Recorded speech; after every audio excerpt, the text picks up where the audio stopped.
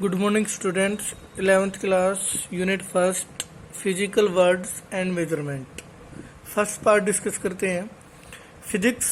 Physics है क्या भाई? फिजिक्स वर्ड को किससे बना है? फिजिक्स वर्ड फिजिक्स से बना है। Physics physics means nature. Definition क्या हुई? It is the branch of science which deals with the study of nature and natural phenomena. प्रकृति और प्राकृतिक चीजों के बारे में फिजिक्स के अंदर पढ़ा जाता है भाई। Different type of forces in nature.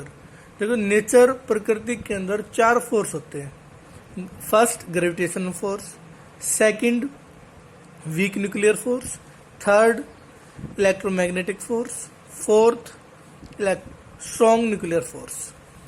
तो फर्स्ट डिस्कस करेंगे हम कि हमने क्या कंसिडर किया। 2 ऑब्जेक्ट मान लिए भाई जिसके मास है। एक ऑब्जेक्ट का मास मान लिया हमने कैपिटल एम और एक का क्या मान लिया हमने स्मॉल एम, और आर उनके बीच की क्या है? डिस्टेंस।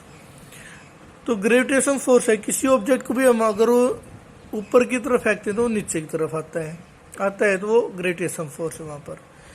ठीक है। द फोर्स ऑफ अट्रैक्शन, तो हमेशा अट्रैक्टिव फोर्स होगा नेचर के अंदर ही। Between 2 object of masses is directly proportional to product of masses F, directly proportional to M into M, and inversely proportional to square of distance between them. Inversely का मतलब है भाई एक चीज को बढ़ाएंगे तो दूसरी चीज कम हो जाती है। तो 1/r², इसको इनवर्स स्क्वायर लॉ भी बोला जाता है। 1/r² को इनवर्स स्क्वायर लॉ। ठीक है। दोनों इक्वेशन को कंबाइन करेंगे तो f directly proportional to m into m divided by r²। अगर हम इस प्रोपोर्शनल निशान सिंबल को रिमूव करते हैं तो कांस्टेंट वैल्यू यूज की जाती है। ठीक है। तो यहाँ पर g क्या है? Gravitational constant. ठीक है।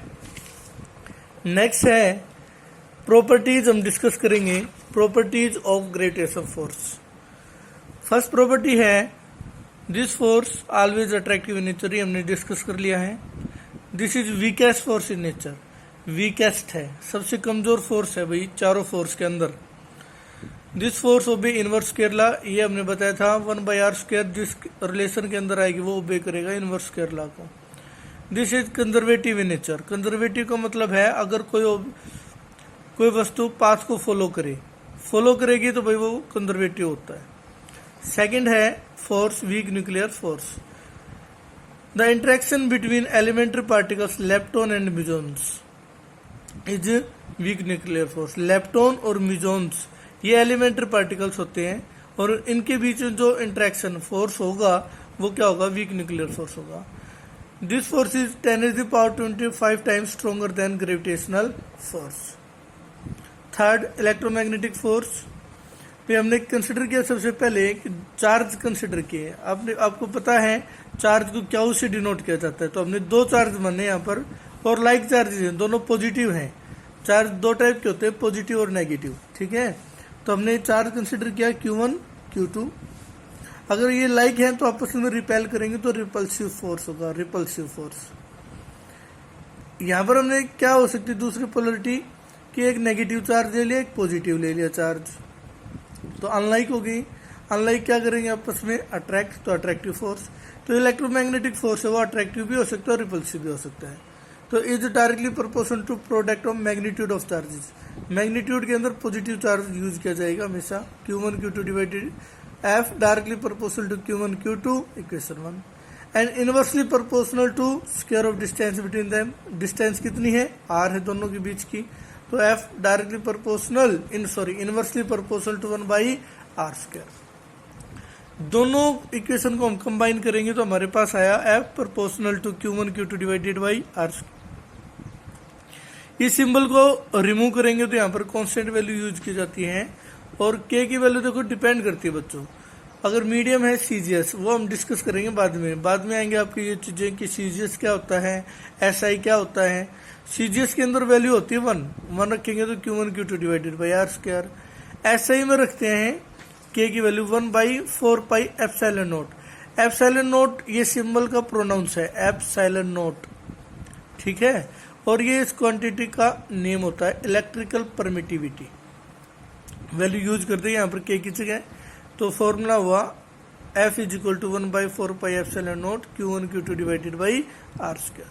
प्रॉपर्टीज क्या भाई, दिस फोर्स में बी अट्रैक्टिव और रिपल्सिव इन नेचर, क्या ये हमने डिस्कस कर लिया, वो कैसे होगा अट्रैक्टिव और रिपल्सिव। लाइक चार्जेस है तो क्या होगा रिपल्सिव और अनलाइक है तो attractive. This force is 10⁻36 times stronger than gravitation force, gravitation force से ये 10⁻36 गुना स्ट्रोंगर है, भाई शक्तिशाली है। This force obey inverse square law, आपको बताया था 1/r² रिलेशन को ओबे किया है इसने, और कंजर्वेटिव नेचर, ये भी पाथ को फॉलो करेगा ये फोर्स भी।